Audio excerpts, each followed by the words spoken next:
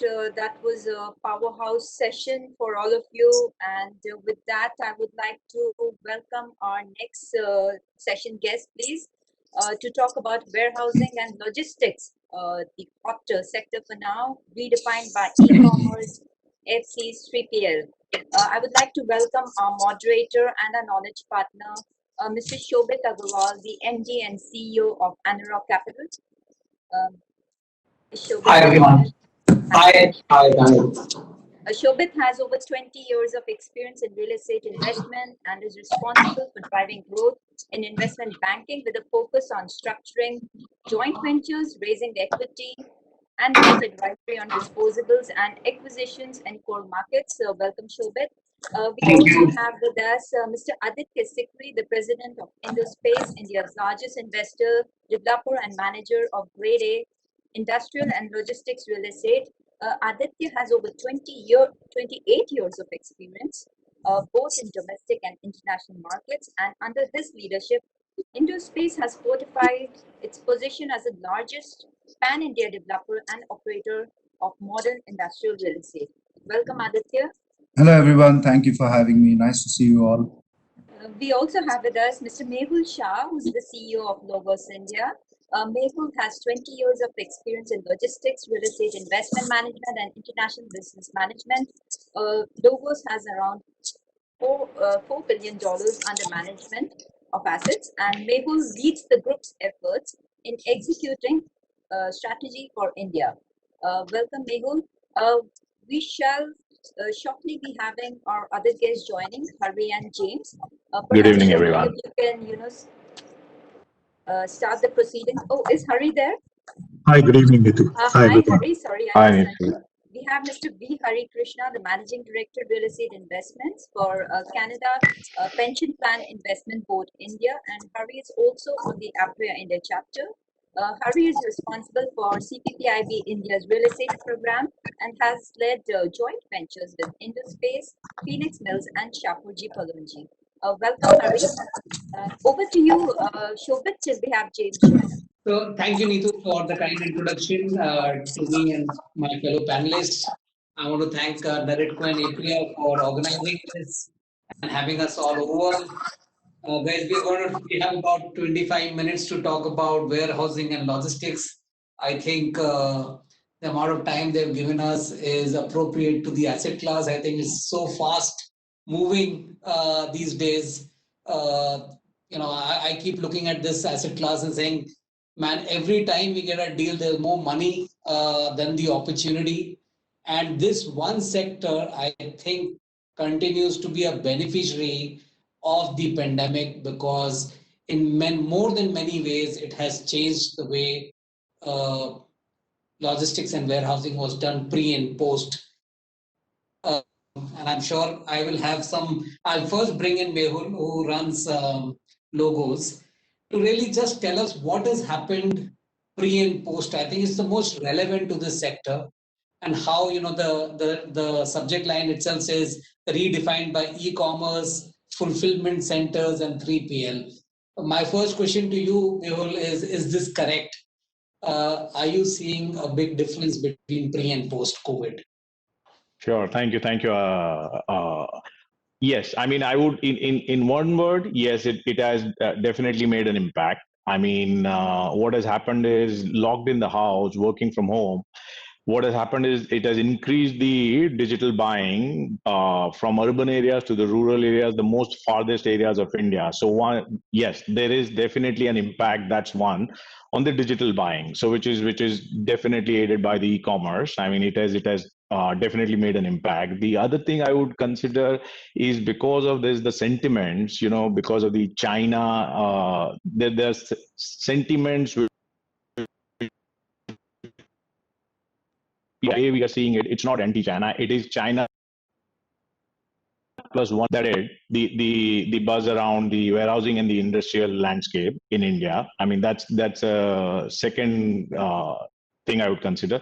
Third is extremely important is the pharma and the cold chain distribution, which we are seeing a lot of in the last 2 months, a lot of discussion around locally as well as globally around what's the cold chain infrastructure available in India. And e-commerce is leading the pack, I mean, with the kind of demand that's the most of the e-commerce companies have come up with for the next 3 years. I mean, so the demand which we had prior to the COVID and the demand which we are projecting over the next 3 years, the same e-commerce companies probably asking for a 50% more space over the next 3 years than as a standard box size, which is what, I mean, a pre-COVID time was probably say 100 square feet. It has gone up to 150 square feet. I mean, so that's surely helping the sector. I mean, so yeah. Mehul, you've spoken Yeah. about how the opportunities grown. Since you also have feet on the ground, you have some parks running in Chennai, and you're developing a few of them. How is the pace of construction or development of warehousing changing in India? I mean, I love the fact that demand is there, but are we being able to meet it adequately with good grade assets? Very relevant question. Very relevant question. So one is on the demand side. So demand is here to stay. It looks like the people's habits have changed, whether it's in tier 1, tier 2, tier 3 cities. One of the constraints which we see is the supply side. And there are not many large development, estate level development, except Aditya and few other colleagues. They have going. I mean, the supply remains a constraint, and even the pace of the construction that remains a challenge. However, I mean, I would not market anything, but we delivered one of the e-commerce box in Bangalore. In spite of COVID, is the fastest delivery in the history. I mean, so the 50,000 square meter, and we are on the course to deliver 1 million square feet in the fastest ever. And that fastest is compared with the existing what's been delivered historically. Whereas we still believe that we could have been much better, and which is what we are improving in the next delivery. So that remains a challenge, and more government support on the approvals, as well as the lot of industrial development corporation allotting land. I think over the next year we'll see a much better situation in the supply side as well. So you're saying government is helping in easing the business somewhat. There is still headroom for improvement on construction delivery. I'm going to jump and bring in Hari at this point. Hari, you were amongst the guys who've taken an early bet on this sector by allocating capital. Are you going to double down your bet pre versus post COVID or in the new era that's coming, given that demand, as Mehul mentioned, and I'm sure everybody acknowledges, is perhaps going 1.5 times or even more? Hari, what's your view? And can you really deploy capital sustainably? So 2 questions. Are you going to double down? And do you see this deployment as sustainable? Thanks, Shobhit. We had already made a very significant commitment to the sector back in 2016 when we partnered with IndoSpace, who is certainly one of India's leading industrial real estate developers. And subsequently, we've been joined in that group by GLP, which is one of the world's leading industrial real estate groups. We had always seen this as a bet on 4 different drivers: e-commerce, growing 3PL outsourcing, increased need for even back storage demand for retail, as well as the overall Make in India initiatives that the government has led.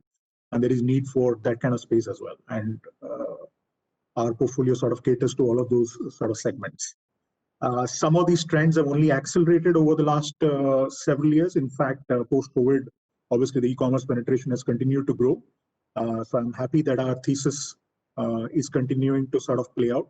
We have a very significant pipeline. We are at this point of time roughly a 12 million square feet portfolio, and a fairly significant amount of pipeline is under development, which would eventually be within the larger institutional ownership. So I think we continue to be believers in the space, and there is significant amount of capital already working in that space.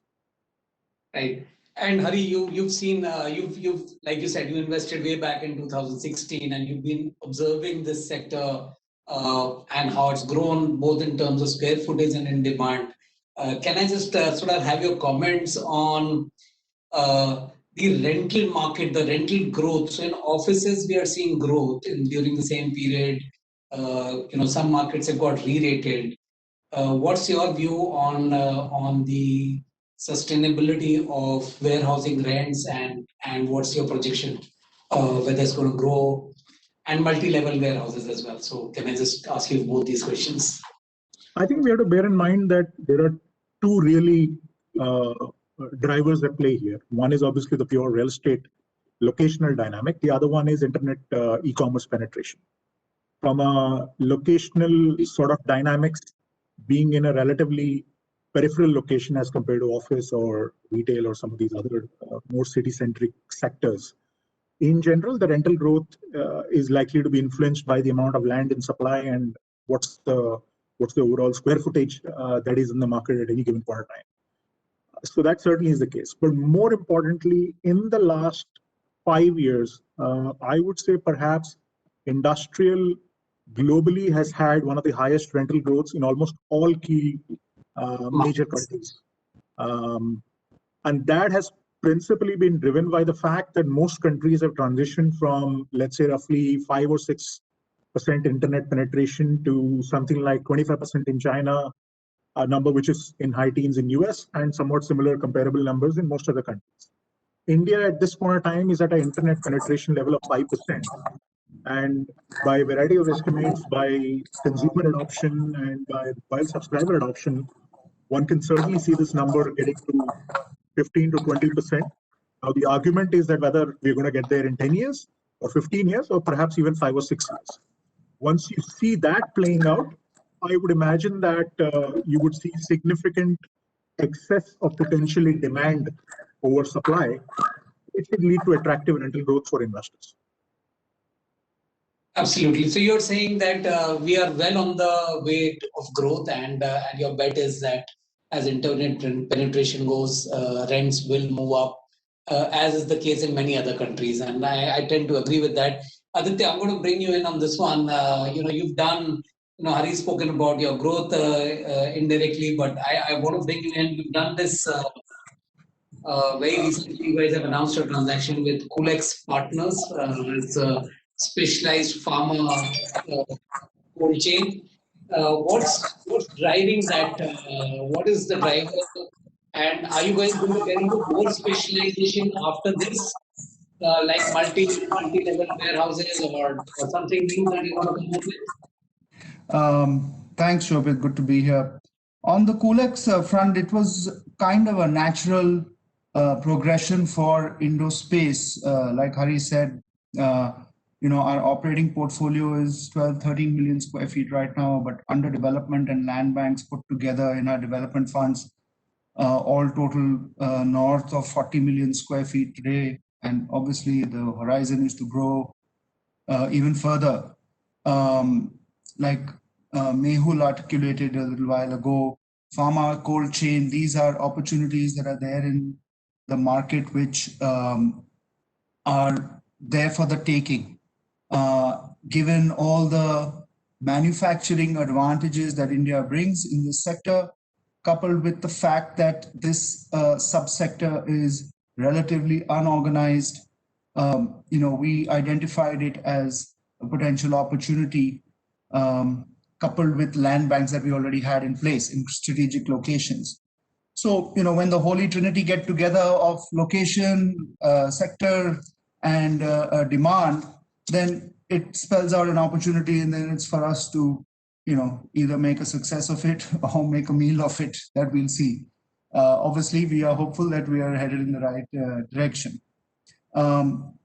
Yes, we are open to other opportunities as well. It's a good way to create breadth in an organization, sticking to the same sector. As you know, we build industrial parks, logistics parks, warehouses. We are not an opportunistic firm in terms of we don't go into retail or residential or office or hospitality.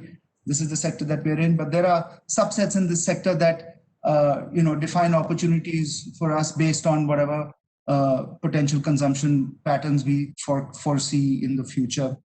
I think our peers are also exploring such opportunities. On multi-story, we've already done that actually in a couple of locations in western part of the country, in Pune.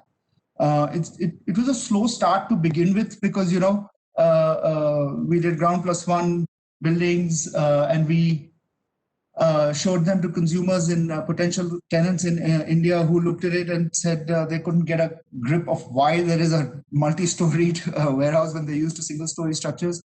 But if you go and see in China and leave Japan and Hong Kong out of it, because over there everything is multi-story, and the Western world, in the Western hemisphere, they're all par for the course. So the affinity and the attraction of this has been a slow boil, as is the case with anything new that comes in our country. But it is, with every passing day, we are getting one step closer to it being treated as a vanilla option, as is any other opportunity in the sector. So yes, we will continue to look at it, again, depending on location, demand, etc. Hi, can you hear me? Yeah. Hi, sorry, I think it goes on mute automatically, but sorry. So Aditya, I was saying that eventually you will get there with multi-story like any other country. Mehul, I want to ask you about this question. Whenever we refer to warehousing, and whether it's us or our competition talking about it, we only refer to total grade A in 8 cities. When are we able to say that, it's more than 8 cities? Some of the Indian cities, when we talk about tier 2, or smaller cities, are actually more than 50 lakh people staying there. That's similar size to Singapore, maybe, right? So are you guys thinking about putting warehouses in sort of, let's just say, capital cities around the country? Is that a reality? Yes, I will probably answer this in two parts. First, as you mentioned, the tier 2 and tier 3 cities, yes. I mean, because of the way we look at the benchmarking when we were doing the in-house exercise on the fundraise, etc. So you look at the population. Number 2, you look at the per capita income. Then you look at the internet penetration. And that's where you hit which are the next 20, 30, 40 city. You just pick up, and probably that's where the natural progression of the growth is going to happen. As Hari rightly said, that is the benchmark based on which you probably follow where the demand is likely to happen. Now, it's here, it's there, it's here to stay, and it is here to grow exponentially, which has not happened so far. I mean, so the second part is are the institutional investors ready to move from the grade A to grade B cities? Because everyone's right now busy in establishing themselves in the top 8 cities. Once that happens, you have Aditya and all of them, they're going into the Rajpuras and every bit of the grade 2 cities and tier 2 and tier 3 cities. So it's here, so that is also driven to a great extent from the institutional investors' appetite to move beyond grade A cities. However, having said that, you've gone through the resi boom. You have the local, very strong developers in every city. They have an opportunity to really create this kind of asset class, moving from the resi if it is not growing, and these cities with these benchmarks where you look at the population, you look at per capita income, you look at the mobile and the internet penetration, and the digital buying is here at this point in time, probably growing at probably more than 50%. So for the local developer, for the local capital, it is an opportunity surely to explore. Understood. So you are saying while you guys continue to sort of rake in big cities because that's where global capital wants to go, there's an opportunity for local guys to develop grade A and perhaps at some point sell it to you guys at the appropriate time. But absolutely. A quick question to both you, Mehul, and I'll let you go first since you're speaking, and then to Aditya. Bombay or Mumbai or MMR is 40% of warehousing demand alone, right? How come with all the capital and all the capabilities, I don't see you guys flagging Bombay so quickly? I thought you'd start from here. What's the challenge?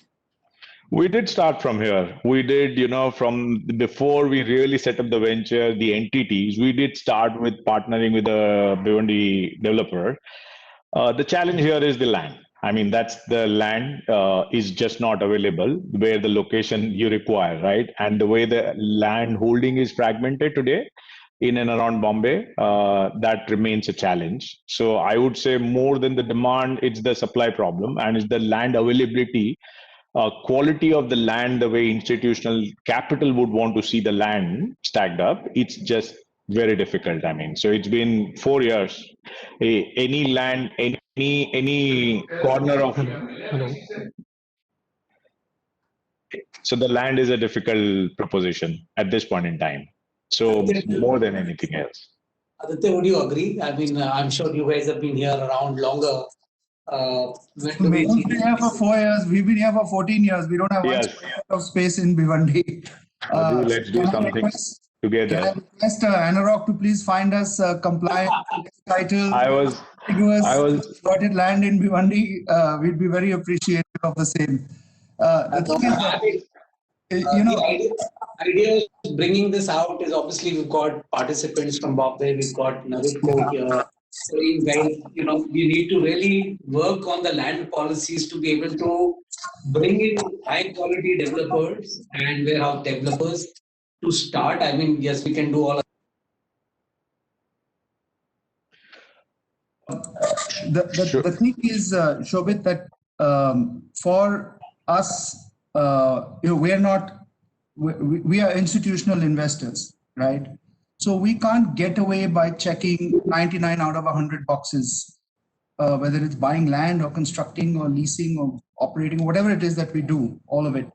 We need to check 100 out of 100 boxes. And so while there are tremendous opportunities that are coming across our tables every day of the week, we need to tread carefully and ensure that, whatever we are looking at checks all the boxes. It's as simple as that. Now, obviously, we are short for time, so I'm not going to give you my whole sob story about all our pains in Bhiwandi that we've gone through. Maybe we can do that over a drink sometime. Until that Bhiwandi is one of the markets that remains. It's not the only market. There are others also that are challenging in India. But I think that getting all of the aforementioned boxes ticked is something that is mandatory for us from a governance and compliance standpoint. I know we are waiting. I think the next session is by the minister. So I'm going to ask one last question. I'm going to thank the minister waiting. Is to Hari. Hari, I'm going to ask you two questions from where you are sitting. Are you seeing any technological changes on the warehousing side and technology stroke automation? So any view on that? Lots of sectors are changing very quickly because of that. And what are you seeing? India versus China versus Australia, you work across, so what's happening across the sector? I think for what seems to be fairly simple real estate, there is incredible amount of technology being applied in warehouses globally. There is significant amount of robotics. There is significant amount of automation that has been applied by the tenants themselves. And not just that, when you a lot of the global operators are now thinking about, have already implemented, trying to create an ecosystem around it. So whether that be from active supply chain financing or using technology to integrate with the supply chain systems of the end consumers or the retailers themselves or the 3PL operators themselves, I think that's happening at an incredible pace. I am only hoping that what we see and implement in India catches up very, very quickly with what we are seeing globally. And you think we'll be able to afford it? I mean, look, India has a labor-intensive market, so really, I understand automation happening in US and Australia parts where the labor is not that easily available. Will we have quick adoption? And I'll leave this to Mehul and Hari both to sort of answer quickly on this one. My only comment is that India has the largest digital workforce across the world. So technology adoption should be fairly quick, and I think it should be accretive to the overall employment scene in India. Mehul, anything you want to add on the technology side? So technology is going to drive whatever the innovation that's happening, whether we talk about building the warehouses in the lean construction manner, which is going to shorten the development, as well as within within the warehouses, the technology and having the knowledge of the automation by the developer is extremely critical, and that is here to stay. I mean, that is going to be the new norm. We have internally in-house capability within the team. When they talk to the customers, they are experts in automation as well. So our conversations are not only limited to rent; they go beyond the rentals and the selling the space only. So technology will be one of the biggest driving factor going forward. And one last question, Aditya, and I'm going to pose this to you since you're the largest developer on warehousing. What's happening to urban warehousing or fulfillment center? Is this the new trend? And are you guys seeing a lot of that being driven by your occupiers? Well, so the main occupiers who are driving this are the e-commerce players. It is a trend that has been there for a while. It has picked up a lot more. Specifically, Amazon now wants to do same-day deliveries. So in-city distribution is something which is taking a lot of time and bandwidth. Providing the solution is another challenge altogether because, our cities are not structured that way to be able to have dedicated clusters or zones to, have that kind. So if you're in Bangalore and you need in-city distribution in Koramangala, you can't go and buy land at 40 crore an acre and or 70 crore an acre, whatever the cost is, and provide 15,000 square feet to them. It's a work in progress. I think that in the next 12 to 24 months, you will be seeing some facilities coming up by IndoSpace. We are testing the markets of the principal markets in India: Delhi, Bombay, Bangalore. So I think everybody is looking at this space keenly, and watch this space for some more news in the future. Perfect. I'm going to just sum up and thank all of you. Just saying quickly, points that I sort of read is you're saying warehousing is going to go multi-city. It's not just for the top 8. It is probably coming into the cities in some time, driven by consumers. Technology is definitely going to be a big part of this sooner than later. And capital is not an issue as far as the top 8 cities are concerned. Hari, would you guys want to add something here? Hari, Mehul, and Aditya, one thing if you guys want to say. No, you summed it up perfectly. I think we're out of time. Well done, Shobhit. As always, you have captured everything very succinctly. Thank you for having us on the panel. We appreciate the opportunity. Thank you for having us, and best of luck. Thank you for having us, Shobhit. Thank you. Shobhit, there was one question from Mr. Arpit Patni. If you can ask him to unmute and ask his question, please. Sorry. I think there is a question. Yeah. Can I ask? Yes, please go ahead and ask. Hi, so this is Arpit Patni, representing company Flame Cargo Movers. I am Jaipur based. My question is, at the time of GST and demonetization, we were told that all small warehouse will go away and only mother warehouse will come at the outside of cities. Now, post-COVID, e-com.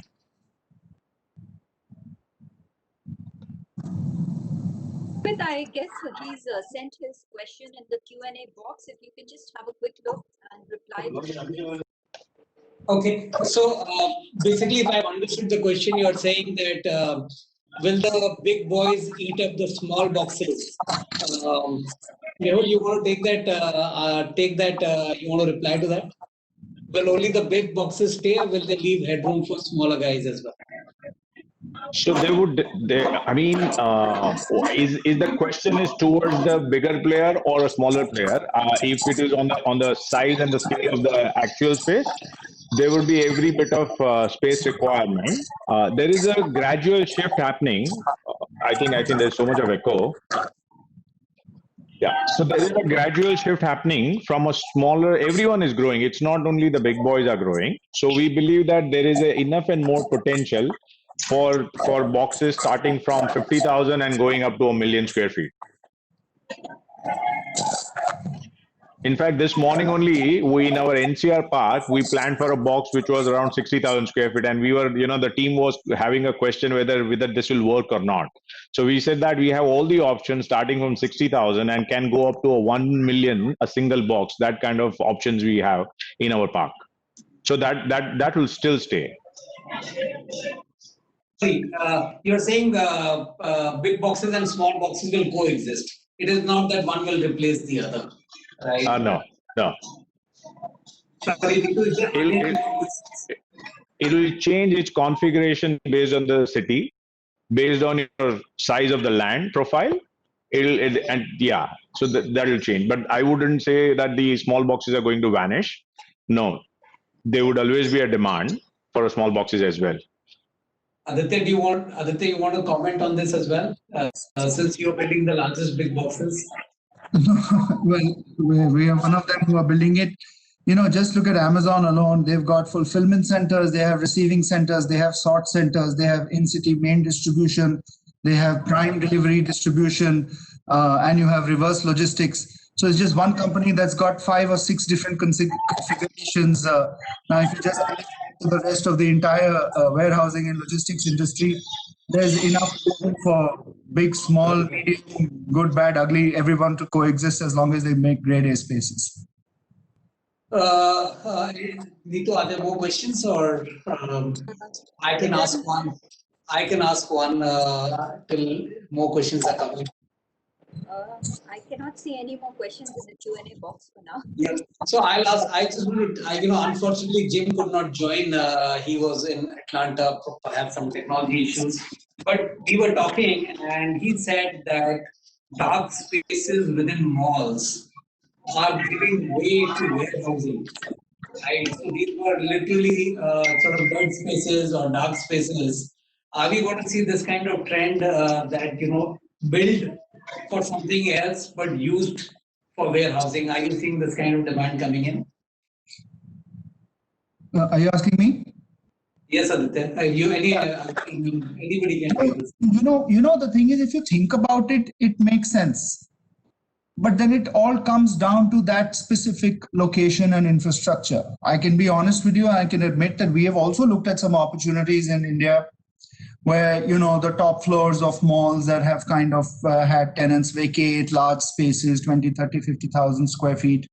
But when you drill down to it, it all comes down to one thing, and that is the kind of infrastructure that's available for warehousing and logistics to take place. So my answer is 2 things. Conceptually, yes, it could work. I'll give you an example. In my previous life that I was in, we were exploring doing co-working spaces in shopping malls. The top floors, because you've got all the social infrastructure, you've got the food, the entertainment, everything. So, the mall is like one big co-working space.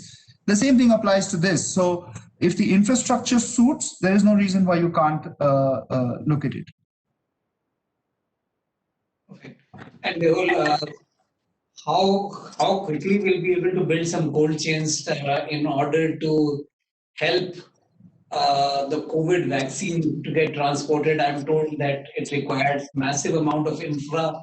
And is that going to be more permanent in nature, or is it going to be temporary in nature?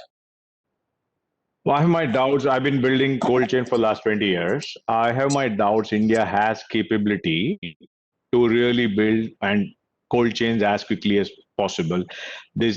From the greenfield to really up and running with full testing and other thing, it takes anywhere between 12 to 18 months for a cold chain to go live. So we keep talking about cold chain in the last 2 months at local and global level.